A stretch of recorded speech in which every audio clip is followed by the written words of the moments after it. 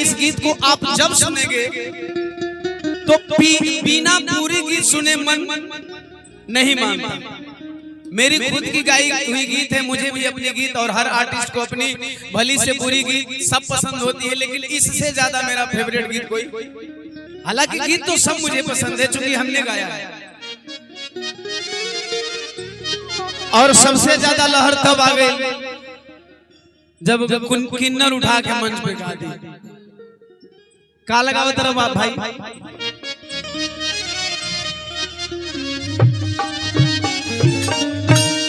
Releasing से पहले एक टोन वायरल हुआ था, शिल्पी राज हमसे कहता रे ना सरवण भैया, ये नु रिलीज भइल सबसे ए पिया भैला गुलारी के फूल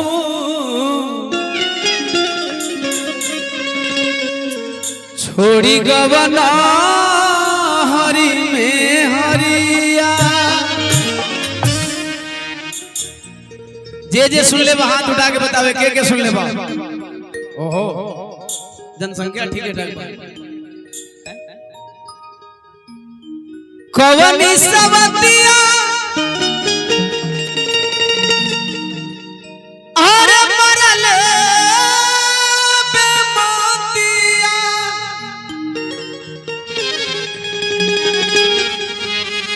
कि अपन गुजरिया के गईला तुभो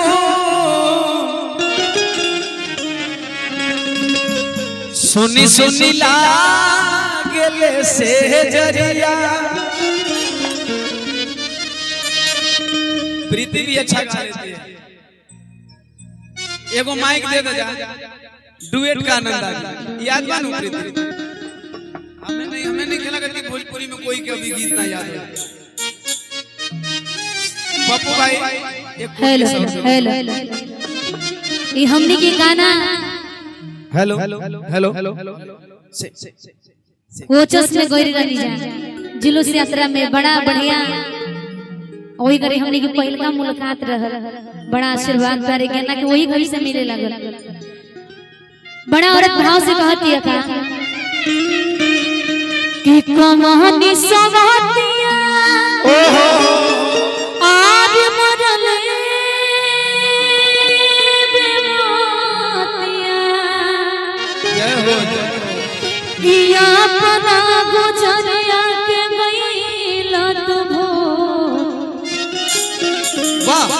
सुना सुन लागेला से जरिया। जय हो कि सुना सुन लागेला से जरिया। लेकिन वो बाहरा कमाए जाता नहीं, लेकिन हमरा दिल में ये ख्वाहिश बाटे और वो से कहत नहीं का कि पिया भइला मोला रे के हो छोड़ी गवना हरि में हरि। पिया भइला मोला रे के हो छोड़ी गवना हरि में हरिया। आहे कोनी सवतिया मरल बमतिया, कोनी सवतिया मरल बमतिया अपन गुजरिया के गइल तुभो कि सुना सुना लागेला से जरिया। सुना सुना लागेला से जरिया। पिया भला गुलारी के हो छोड़ी गवना हरि में हरि। पिया भला गुलारी के हो छोड़ी गवना हरि में हरिया। ताली बजा राकेश सर के ताली बजा। जय के गोदलिया के पनावा की आईदा, जय के गोदलिया के पनावा की आईदा, ए राजा हम के बनारस घुमाईदा।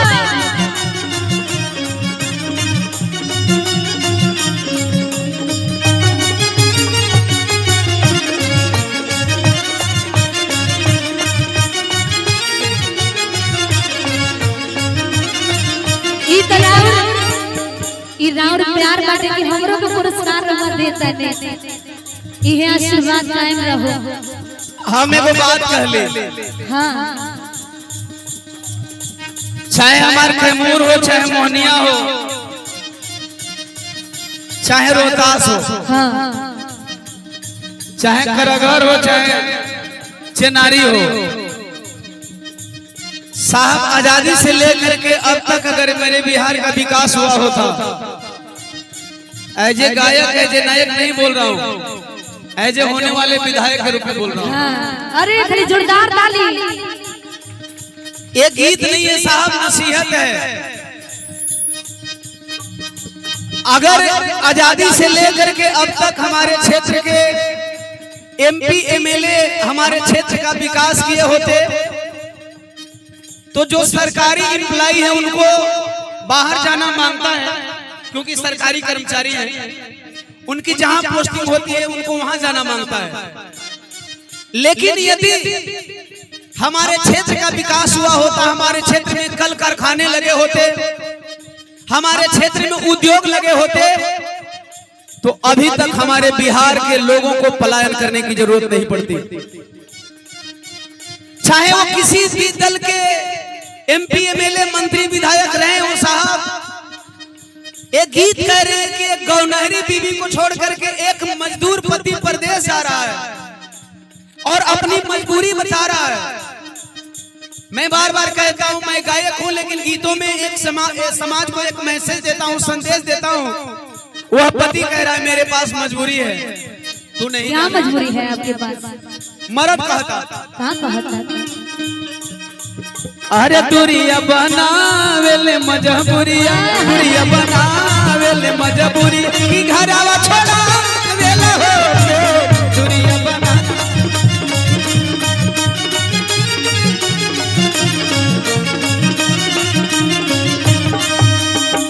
मर्दा कहता जाना तो रुका है बाहर।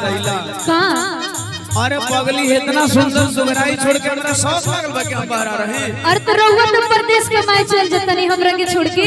सुन कहाँ बोले? करीला उपैया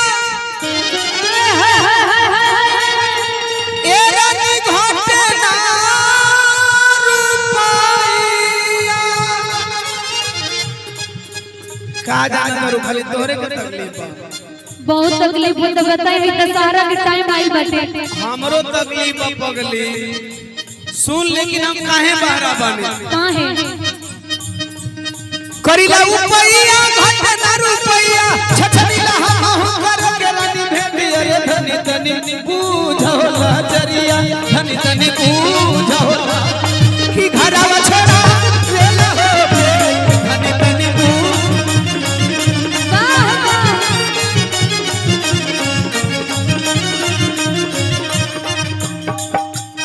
बात रहुआ सही कहनी है, लेकिन रहुआ अगर बाहर से ना आए तो हमरो बात सुनी रहुआ।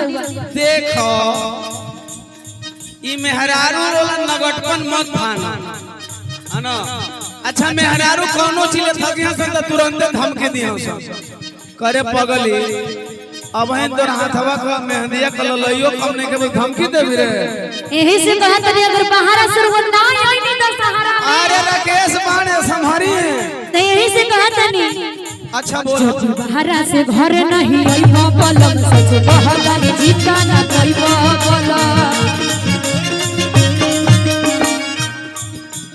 ए राजा जी सुनाओ, अब तकलीफ है ना देता रे। आज इतना सतैबो बुझता नहीं कि पाछे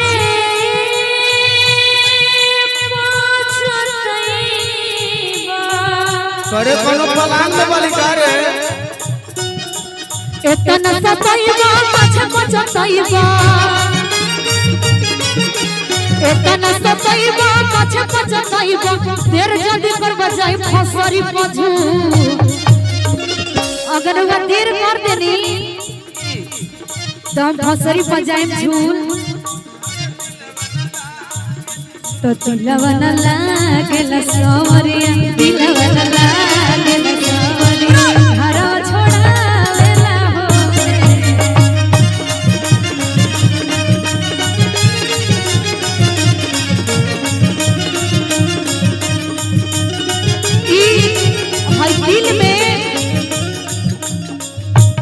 दिल में हमारे को बात चलता कि अगर राउर बाहर कमाए चल गइल बनी रहुआ अगर राउर प्यार के बीमारी धर लेलस तो हमारा फिर का होखी रुआ से हम कहतनी लागे करनवा पागल आय हाय हाय मेहरारू जवन न करा दो काहे मतलब मेहरानुआ के दोस्त बाहर भरी में करे पगली जब फांसरी पर झूलबी तो ई जमाना के लोग ताना नु मारी रे। अरे ताना मारी तो हम का करिया थे कि एगो मेहरारू ना संभार पड़लो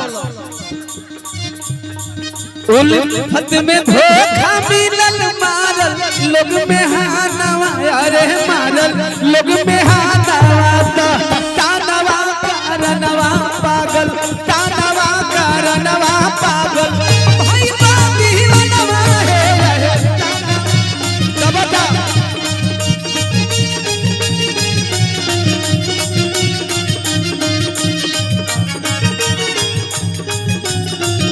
ई त ठीक बाटे की रुआ तो नवे करानवा पागल भइल बा दीवाना बा लेकिन हमरो दिल में एगो बात चलत रहता तोरा दिल में कौन बात चलत रे पगल लागे न तोहरा हो प्यार के बीमारी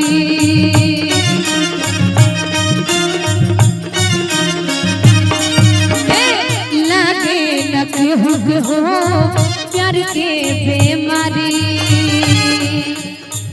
अरे कवनो न रोग बाटे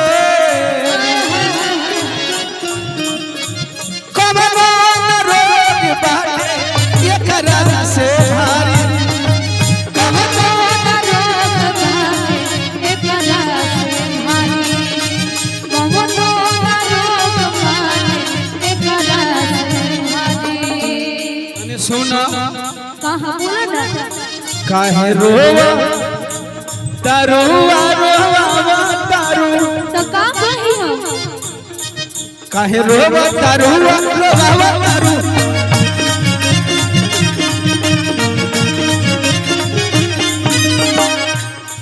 काम धंधा छोड़ा के बोलावा तारू तो का करी नहीं बता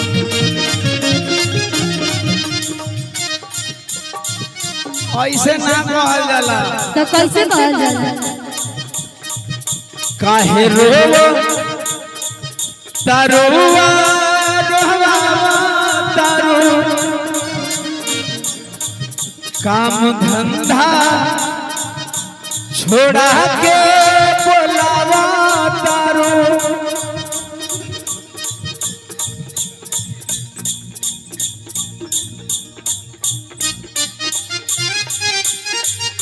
लोक जन सोशलिस्ट पार्टी जिला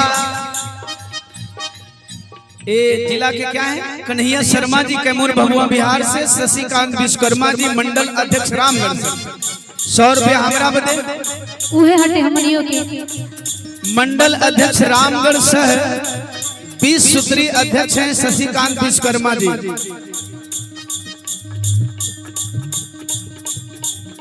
बहुत रुपया के आशीर्वाद अच्छा हमरो के देता नहीं अच्छा ई अभी से समझता नहीं रहुआ नहीं अब यही खातिर तू बहारा भेजलू अब पैसवे न दे तो बड़ी मेहरारू पैसा खातिर मारा छोड़ के भाग जाता रही सब तेईसे अभी से मतलब देवे के सोच ले देखलू ना हो पाकिस्तान ले 4 गो विकेट लेके आ गए सीमा हैदराबाद काहे रोवा तारू या रोवा तारू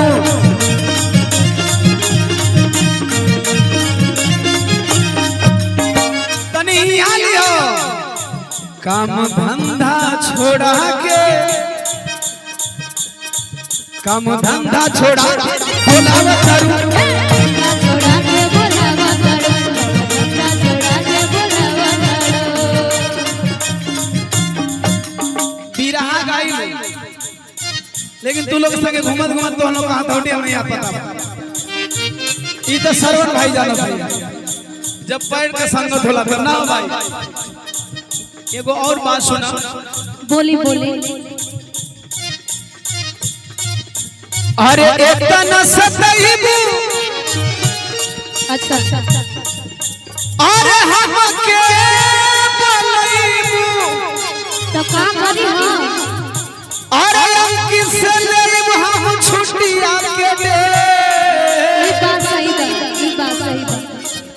अरे रते रते धारब रेल गड़िया धारब रेल गड़ी की घरवा छोड़ा रेल हो।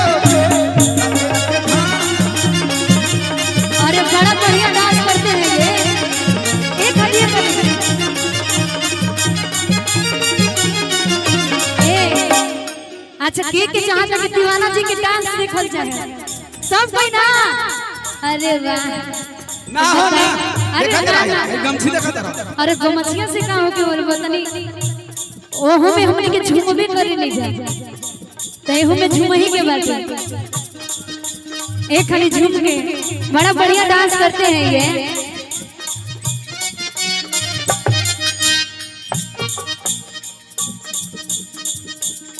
अरे लागे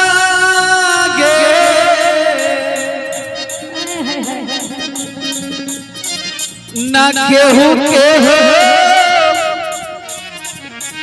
भाई दे गिर गइलू सबकर मन पर नाच देखेगा। हां ए भाई हम अपना साज पर नाचिला हेगरा पर ना नाचिला तो कहां बोले ऊपर ट्राई करे के बाद। अरे प्यार के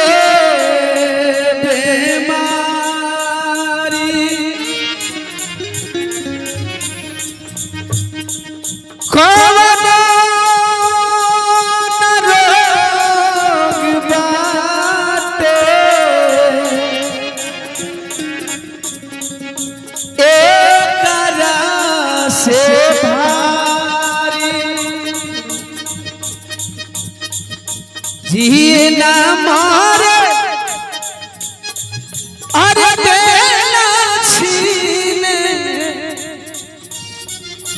लाछया ना अरे छीने आओ ये हमरो तरफ से कोशिश बा हमर नाचे ना मिला जिए ना बेला छीने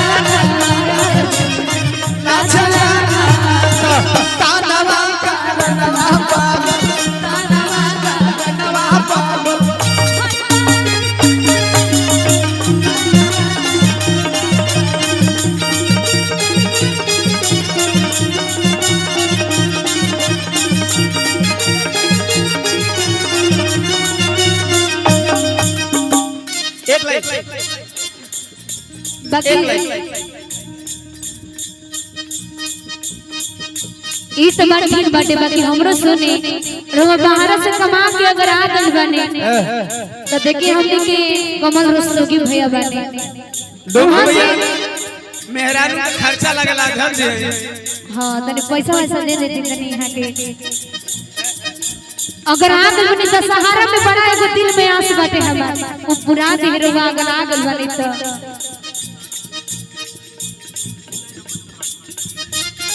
ऐसे हम कहत हनी ए राजा हमके बनारस घुमाईदा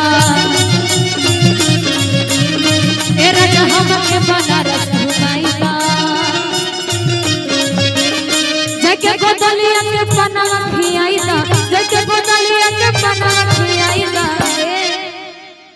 दशहरा में आई बनी रहुआ हेरा नी ढेर जनी खर्च बढ़ाओ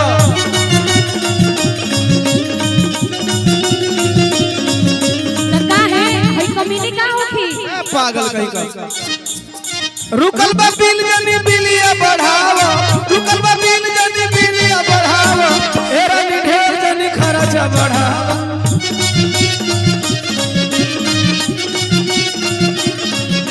एक लाइन मुझे जाना है मैं चुनावी अपील गया हूं अपने क्षेत्र के क्षेत्रवासियों से एकदम एक लाइन यही रहेंगे यही में बस यही हाँ एकदम से वही ट्यून ला अच्छा इहो पैसा हमरे के तब तक ठीक बाटे बगली हमार मन थोड़ी बड़ी तू लोग मन बन हम आइल बन नेता बन गायक बन के थोड़ी बन गायक बन के रहती तो पैसे गवैयो बन के तब वो दे दिला हम अपने मन का कमी नहीं अपने पॉकेट में रखिला। एक अपील बा हमारे विधानसभा से सटा हुआ इलाका है आप लोगों का जहां तक रिलेशन है, आप अपने भाई अपने बेटा के लिए आप लोग अपने लोगों से अपील कर लीजिएगा। इस चुनावी महासमर के दौरान आप लोगों के क्षेत्र का बेटा, आप लोगों के घर का बेटा, और राकेश भैया जानते हैं कि मेरा सबके प्रति प्यार क्या रहता है। एक लाइन मैंने अपील गाया है, दो तीन कड़ी गीत है, लेकिन एक लाइन गाऊंगा।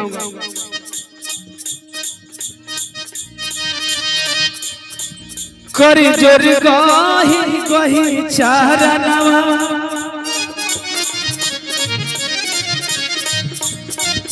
अरे मांगता दीवानवा आशीर्वाद। ये हमारे चुनावी अपील आप लोगों से।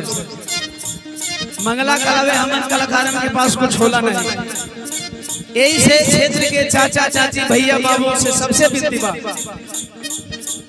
कर जोरी भाई भाई चारनवा, कर जोरी भाई भाई चारनवा, मांगता दीवानवा आशीर्वाद, कर जोरी भाई मांगता दीवानवा।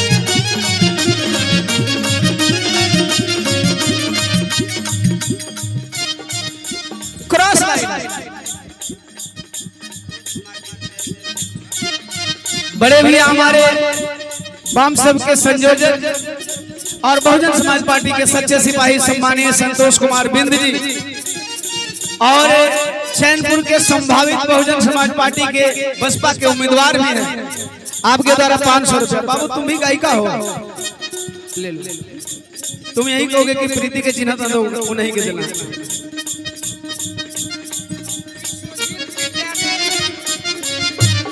हमारे भाई हैं विश्वजीत विद्यार्थी जी की तरफ से 500 रुपया।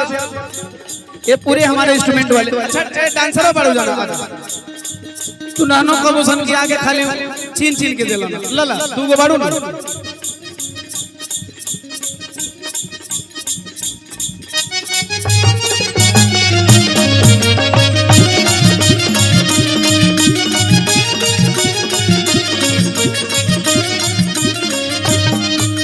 अपील कैसे बा?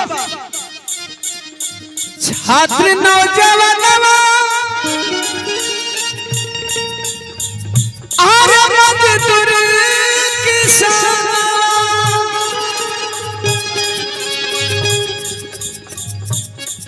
अरे बहिन वीरनवा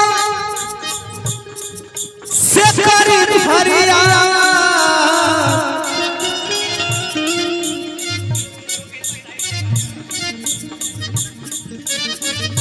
अभी इसमें से हमरा खातिर अभी कोई के ना दे। अब इन लोग के बर्दाश्त हो कि तीनों बड़ा दयालु हो, एक एक जितने पैसा दिया उतने में बांट दी। कहता नहीं कि स्पेशल तुम्हारा खातिर अभी कोई के ना दे, अभी कोई के ना दे भाई। ये हम प्यार हमारे संतोष भैया का सम्मानीय संतोष बिंदी के द्वारा पुनः 500 रुपया। अब तू लोग वाले हो गए। मजदूर किसानवा अरे छात्र नौजवानवा, बहिन वीरनवा से करी फरियाद। अरे कर जोर कही चारनवा, कर जोर कही चारनवा, मगत दीवानवा आशीर्वाद, कर जोर कही चारनवा आशीर्वाद,